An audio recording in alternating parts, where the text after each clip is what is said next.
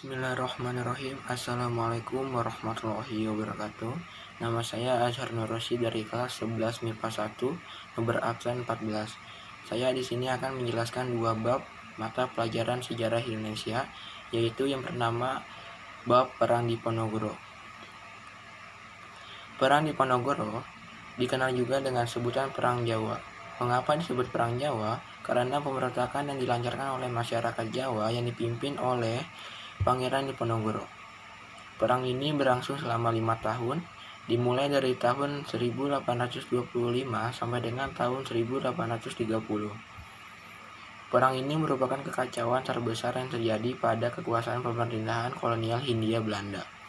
Akibat perang ini, penduduk Jawa yang tewas mencapai 200.000 jiwa, sementara korban tewas di pihak Belanda berjumlah 8.000 tentara Belanda dan 7.000 serdadu pribumi.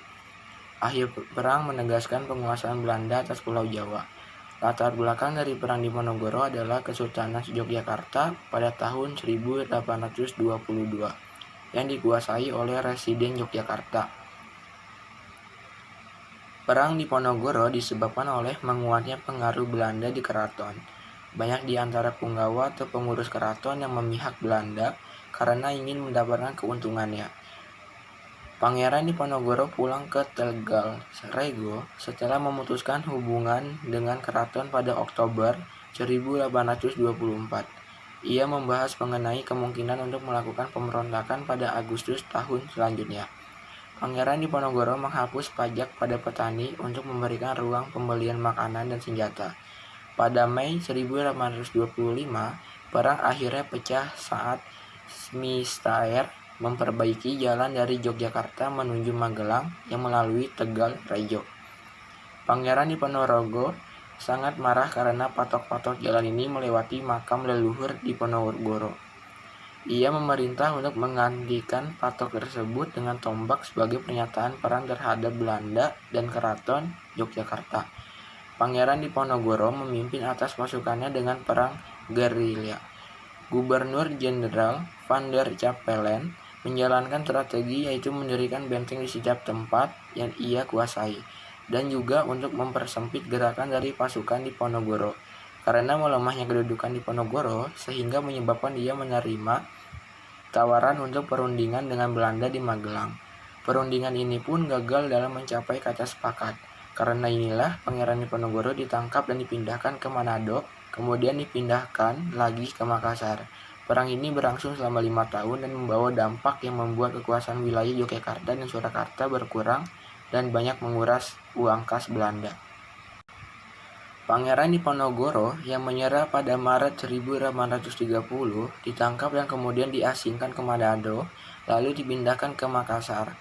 Pasukan-pasukannya yang tidak lagi memiliki pemimpin kehilangan semangat untuk berjuang. Berakhirnya perang ini membawa pemimpin-pemimpin di tanah Jawa kehilangan harapan untuk melawan Belanda. Sejak tahun 1832, seluruh raja dan bupati di Jawa menyatakan ketundukannya kepada Belanda kecuali Bupati Ponorogo, sehingga semakin kukuh kedudukan Belanda di Jawa. Meski begitu, perang ini mampu menewaskan 7.000 serdadu Eropa, yang membuat Belanda semakin kesulitan untuk memenangkan perang Padri kedua di Minangkabau. Setelah perang berakhir, populasi Yogyakarta menyusut separuhnya, sementara keturunan Pangeran Diponegoro diusir dari keraton. Sekian penjelasan bab Pangeran Diponegoro. Ya, selanjutnya saya akan menjelaskan atau membahas bab organisasi Budi Utomo. Budi Utomo adalah sebuah organisasi pemuda yang didirikan oleh Dr. Sutomo dan para mahasiswa Stovia yaitu Gunawan Mangunkusumo dan Soraji pada tanggal 20 Mei tahun 1908. Ini diprakarsai oleh Dr. Wahidin Sudirohusodo. Organisasi tersebut bersifat sosial, ekonomi, dan budaya, tetapi bukan politik. Berdirinya Budi Utomo menjadi awal gerakan yang bertujuan mencapai kemerdekaan Indonesia, walaupun pada saat itu organisasi ini awalnya hanya ditujukan bagi golongan berpendidikan Jawa. Saat ini tanggal pendirian Budi Utomo, 20 Mei, diperingati sebagai Hari Kebangkitan Nasional. Pada hari Minggu 20 Mei 1908, jam 9 pagi yang terletak di ruang belajar Stovia, Sutomo menjelaskan gagasannya. Dia menyatakan bahwa masa depan bangsa dan tanah air ada di tangan mereka. Jadi Budi Utomo lahir, namun pemuda itu juga menyadari bahwa tugas mereka sebagai mahasiswa kedokteran masih banyak. Selain harus berorganisasi, karena itu mereka berpendapat bahwa orang tua harus memimpin Budi Utomo. Sementara orang muda sendiri akan menjadi motor yang akan menggerakkan organisasi. 10 tahun pertama Budi Utomo mengalami pergantian pemimpin organisasi. Sebagian besar pemimpin berasal dari priai atau bangsawan dari istana, seperti Raden Adipati Tirtokusumo, mantan Bupati Karanganyar, dan Pangeran Aryo Noto Dirojo dari Istana Pakualaman. Budi Utomo menjalani fase perkembangan penting selama kepemimpinan Pangeran Noto. Pada saat itu, Douwes Dokker, seorang Indo-Belanda yang banyak berjuang untuk rakyat Indonesia, terus terang menyadari kata politik adalah tindakan nyata. Berkat pengaruh pemahaman tentang tanah air Indonesia, itu menjadi lebih dan lebih dapat diterima dan masuk ke dalam pemahaman Jawa. Kemudian Insit Paringgi muncul yang sudah lama disiapkan oleh Douwes Dokker melalui aksi persnya. Asosiasi ini bersifat politis dan terbuka untuk semua orang Indonesia tanpa kecuali. Baginya tanah, udara, api, Indonesia di atas segalanya. Awal mula pembentukan Budi Utomo datang dari Dr. Wahidin Surirohusudo, seorang dokter Jawa dari Surakarta.